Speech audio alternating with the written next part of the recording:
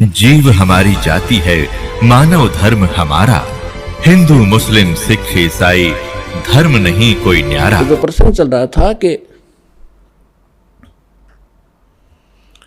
जब तक हम अपने सदग्रंथों से परिचित नहीं होंगे तब तक हमें विश्वास नहीं होगा कि सचमुच हम जो सुना करते थे वो सत्य था या असत्य था।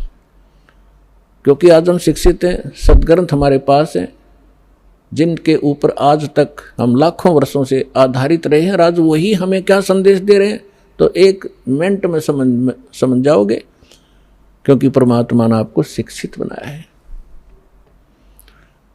तो यहां समस्या हमारे सामने यही अड़ी रही कि हम स्वयं परमात्मा के ज्ञान से परिचित न होने से ऐसे ही भटकते रहे। किसी ने जो मार्ग दिया उसी को हम जाप करने लगे। तो यहाँ तीन पुरुष हैं, एक सरपुरुष, सरब्रह्म भी कहते हैं इसी को, दूसरे शब्दों में इसको ईश कहते हैं। ईश, ईश्वर, परमेश्वर, ये तीन अलग अलग प्रभुओं की जानकारी है। ब्रह्म, परब्रह्म, परम अक्षर ब्रह्म, इन्हीं को अन्य शब्दों में सरपुरुष, अक्षर पुरुष, परम अक्षर पुरुष या परम अक्षर ब्रह्म कहो। जो तीसरे नंबर का परमात्मा है वो है सबके लिए पूज्य इष्ट रूप में। और बाकी जितने भी ये प्रभु हैं, स्वामी हैं, पहले आपको थोड़ा सा डेफिनेशन ऑफ गॉड बताएंगे कि परमात्मा की परिभाषा क्या है। हम जैसे गणेश जी को भी देव कहते हैं, गणेश देव, ब्रह्मा जी को भी हम भगवान कहते हैं, विष्णु जी को भी भगवान कहते हैं, शंकर जी को भी हम देव कहते हैं, महादेव कहते हैं। और देवी, फिर ब्रह्म को भी हम भगवान कहते हैं, जिसको निराकार निर्गुण कहा करते थे हमारे गुरु। तो ये सभी प्रभु हैं, ये सभी स्वामी हैं। जैसे एक तहसीलदार जी को भी साहब कहते हैं, एक डिप्टी कमिश्नर को भी साहब कहा जाता है, कमिश्नर भी साहब कहलाता है। और मंत्री जी को भी साहब कहते हैं, मुख्यमंत्री जी को भी हम साहब कहते हैं, प्रधानमंत्री जी भी साहब कहलाते हैं, और राष्ट्रपति जी भी को भी हम साहब ही कहते हैं। साहब जैसे हम देव कहते हैं, देव कहो, राम कहो, साहिब कहो, हम सत्साहिब कहते हैं। जैसे हम कभी विशेष मूड में होते जब कहा करते हैं सच्चे मालिक, सच्चा मालिक कहो, सत्य साहिब कहो। साहब माने भगवान, सत्य माने सच्चा, अविनाशी। तो ये सभी साहब हैं, लेकिन अपने अपने सत्र के साहब हैं। तहसीलदार एक तहसील के अंदर उस सत्र का मालिक है। और इसी प्रकार अन्य जानो, मंत्री अपने एक स्टेट के अंदर एक विभाग का स्वामी है, मालिक है, साहब है।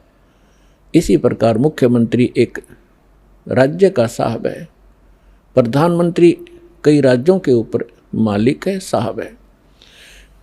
ऐसे राष्ट्रपति जी को जानो। तो इसी प्रकार ये जितने भी देव हैं अपने सत्र पर ये आदरणीय हैं। जैसे तहसीलदार जी है, उसको भी आप प्रणाम कीजिए, आदर से व्यवहार कीजिए, वो भी आपका काम करेगा। और इसी प्रकार मंत्री जी हैं, मंत्री जी का भी सत्कार कीजिए। यदि आपका प्रधानमंत्री जी के साथ संपर्क है तो ये कहने की आवश्यकता नहीं, ना बताने की, कि नीचे के साहब फिर कितनी आसानी से काम किया करते हैं, करना तो उन्होंने ही है। तो आज आपका मेल उस समर्थ शक्ति से हो चुका है, और जो उस समर्थ शक्ति की शरण में आ जाते हैं, फिर नीचे के जितने भी राम हैं, जितने भी ये देव हैं, आपके काम को बहुत आसानी से करते रहे। करना इन्होंने ही है, क्योंकि यहाँ की एक व्यवस्था बना रखी है। जैसे आपको सबसे पहले या मंत्र जो दिए जाते हैं वो उन्हीं साहबों के दिए जाते हैं। इस स्टेट के साहब हैं ये। इसके साथ साथ आपको उस परम पिता परमात्मा की भी भक्ति दी जाती है, जिसके साथ होने से ये साहब आपको बहुत आसानी से लाभ देते हैं। इनके ये मूल मंत्र हैं, ये इनकी पूजा नहीं है। यहाँ भ्रमित कर देते हैं ये सिर्फ कुछ जो 100, 200, 1000, 2000 को पीछे लगा रहे हैं नकली संत, और विशेषकर ये कबीरपंथी या राधा स्वामी धन धन सतगुरु वाले, ये क्या भ्रमित करते हैं कि देखो ये तो देवताओं की पूजा कराता है, ये तो प्रथम मंत्र ही देवताओं के देता है और बात करता सतलोक और सचखंड की। तो इसलिए प्रत्येक सत्संग में हम नहीं बता पाते, क्योंकि पूरे वर्ष के अंदर हमने सिलेबस कवर करना होता है। तो कभी कभी किसी ना किसी सत्संग में हम अवश्य सुनाते हैं, इस तरह की एक विवेचन देते हैं। तो वो हमारी सीडी बनी होती है, उनको आप ले जाइए, बहुत सस्ते में यहाँ मिलती हैं आपको। ये तनमोल वचन है, आपके बालकों के भी काम आएगा, आपके भी काम आएगा। तो जो प्रसंग चल रहा है कि हम इनकी पूजा नहीं करते, जैसे एक पति भर्ता लड़की होती है, वो अपनी ससुराल में चली जाती है। पति भर्ता के गुण ये होते हैं कि वो अपने पति के अतिरिक्त अन्य किसी भी पुरुष में पति वाला भाव ना रखे। लेकिन उस पतिव्रता का ये अर्थ नहीं है कि वो किसी पुरुष की ओर देखे नहीं, या किसी को प्रणाम नहीं करे, या किसी का सत्कार नहीं करे। ये भी उस पतिव्रता के अंदर एक गुण होते हैं। आय का आदर करे, जैसे जेठ है, जेठानी है, ससुर है, सास है, छोटी बड़ी ननंद है, देवर हैं, उन सब का यथोचित आदर करे, उनके सत्कार करे, उनका काम करे। बर्तन धोने हैं, रोटी पानी है, और कोई 100 काम करने हैं, तो उनको यथोचित सत्कार करे, मृदु भाषा प्रयोग करे, तो वो पतिव्रता सही है। और दूसरे शब्दों में वो पतिव्रता ठीक है, अपने पति के अतिरिक्त अन्य से 16 माथे ना बोले, तो वह पतिव्रता नहीं, वह खड़ियारी है, क्योंकि वो सारे घर में झगड़ा करवा देगी। तो इसलिए हम भगत भी तभी होंगे और पतिव्रता पद पर तभी चलेंगे जब हम सभी जितनी भी शक्तियां हैं उनका यथोचित आदर करेंगे। तो पतिव्रता पत्नी जब लड़की अपने सह परिवार में रहती है, ज्वाइंट फैमिली में, तो तब तक वो इतना अच्छा व्यवहार करती है, सबके साथ मेल रखती है, देवर के बच्चों को भी अपने जैसा समझती है, जेठ के बच्चों को भी अपने जैसा समझती है।